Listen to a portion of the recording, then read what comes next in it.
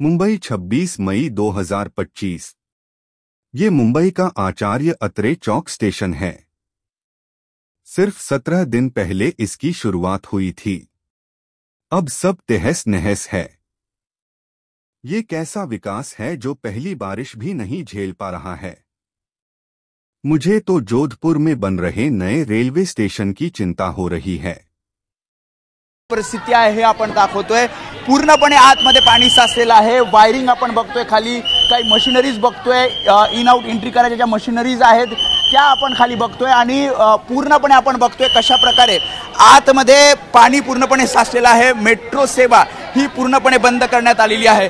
मला सांगा किती पाणी साचलंय इथे आतमध्ये? आमचं नुकसान होतंय। आम्ही सगळे इकडचे जे वसावतवाले ना सगळे कर्मचारी आहेत महानगरपालिकेचे, आता आम्ही पूर्ण काम करून सकाळी तुम्हाला माहिती किती पाऊस पडला, ते काम करून आमच्या घरातलं सांडपाणी काढणार का आम्ही? सगळं लेट्रिनचं पाणी येतंय। आमच्या घरामध्ये सर्व लॅट्रिनचं पाणी गेले, संडासचं पाणी सर्व घरात गेले। या लोकांना काय सांगायचं? आम्ही किती त्रास सहन करतोय। पूर्णपणे मी तर म्हणतो मशिनरीज सुद्धा खाली पडल्यात। हो, आता पडलंय सगळं। बघा तुम्ही विचार करा ना, मग किती नुकसान झालेलं आहे। लोकांनी काहीच हे घेतले नाहीये साहेब।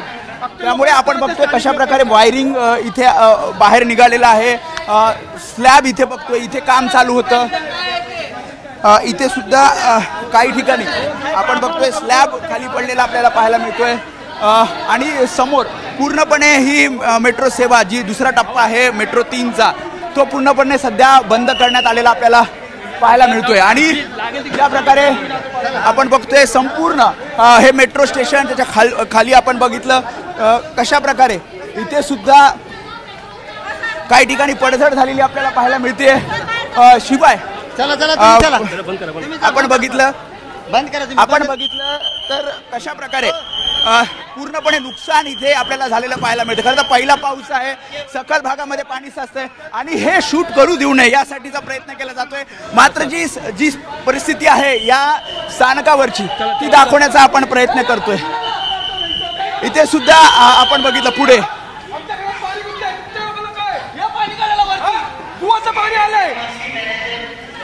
तुम्ही लोक बघता, तुमचं बघता, आमचं कोण बघणार?